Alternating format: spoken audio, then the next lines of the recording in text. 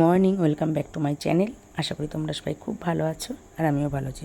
কাকুরিস ব্লগে তোমাদের সবাইকে অনেক অনেক অনেক ভালোবাসা জানিয়ে আমি আমার নতুন ভিডিও আর একটা নতুন ভিডিও শুরু করছি। তো দেখো, সকালবেলা তো আমি দাঁড়িয়েছিলাম জানলা থেকে, দেখছিলাম কাজবাজ সেরে এসে স্নান করে দেখো বাবুর ভাত নিয়ে আমি চলে এসেছি। ওর স্কুলের একদম যাওয়ার জন্য রেডিও করে দিয়েছি। তো বলতে বলতে দেখো বেরিয়েও পড়েছি।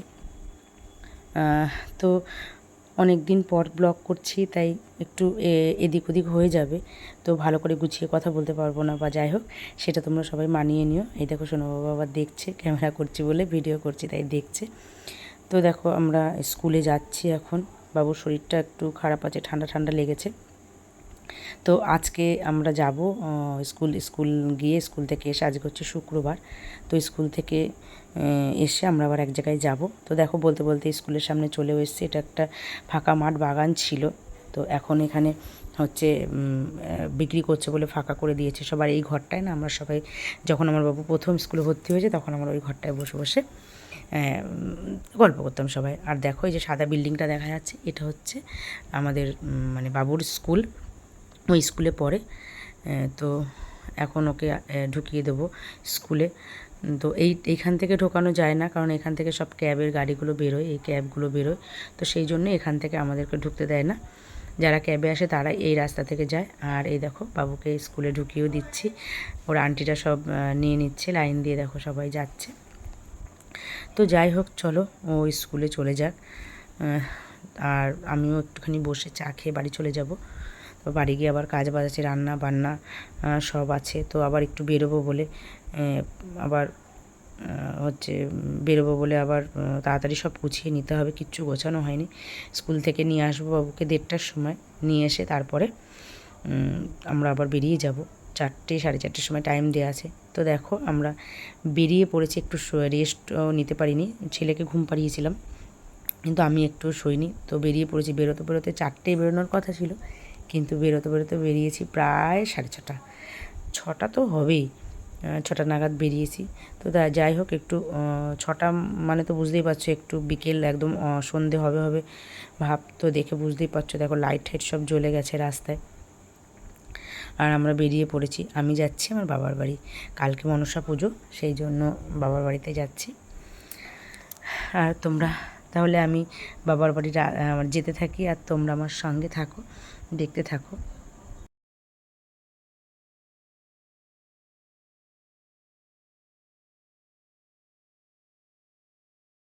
বলতে বলতে হাই রোডে উঠে পড়েছি।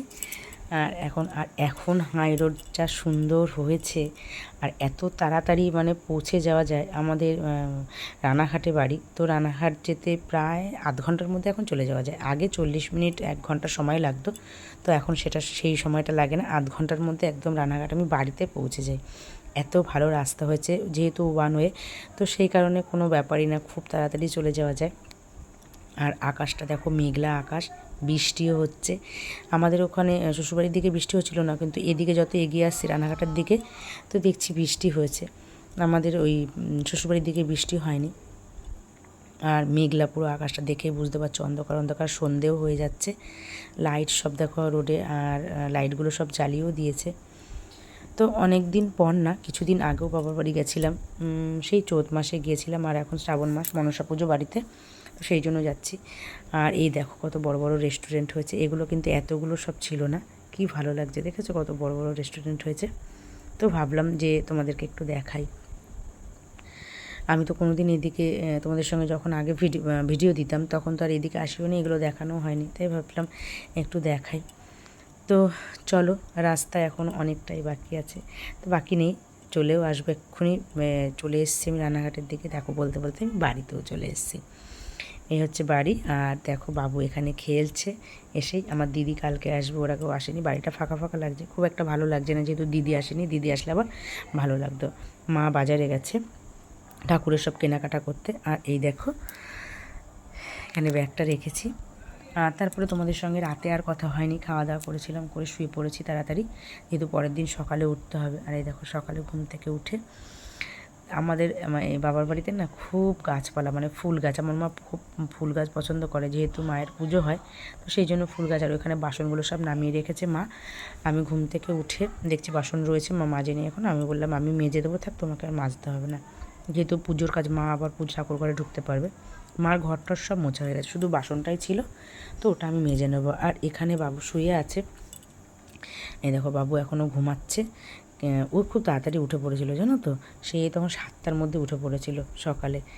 তো ওকে দাঁত ছাত মাজিয়ে নিয়ে আমি ঠাকুর ঘরে এসে, আমিও কাপড় চোপড় ছেড়ে স্নান করে ঠাকুর ঘরে এসেছি। এইগুলো সব গোছগাছ করে নিলাম, সব বেছে বুছে নিয়েছি। দিদি একটু পরেই চলে আসবে। তো চলো আমি এগুলো গোছাই আর তোমরা দেখতে থাকো।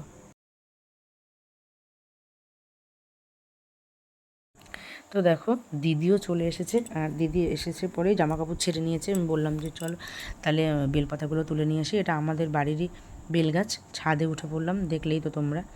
ছাদে উঠে বেলপাতাগুলো পারছি, পেরে নিচ্ছি। আমি ক্যামেরাটা করছি, আর দেখো ওখানে এসে বসে পড়েছি, যেহেতু ট্রেনে করে এসেছে, একটা জার্নি তো হয়, তো সেই কারণে একটু বসে নিল। আমি বললাম তুই বেলপাতাগুলো পার আর আমি একটু ভিডিও করি, যেহেতু আমি তো নিজেকে দেখাবো না, তাই দিদিকে দেখাচ্ছি একটু। তাই দিদি বলে আমার কোনো আপত্তি নেই, দেখাতেই পারিস। আমি বললাম আমি তো নিজেকে দেখাবো না। তাই দেখো বেল গাছটা বেশ ভালোই বড় জানো তো, ছাদ থেকে একদম হাতে পাওয়া যায়। ছোটো ছোটো বেলও হয়েছে, তো এখন দেখতে পাচ্ছি না, অনেক ওপরে ওপরে হয়েছে, ছোটো ছোটো বেল হয়েছে। আর এই যে বেলপাতাগুলো পেরে নিচ্ছে, তাহলে আমরা বেলপাতাগুলো পেরে নিয়ে তোমরা ভিডিওটা দেখতে থাকো।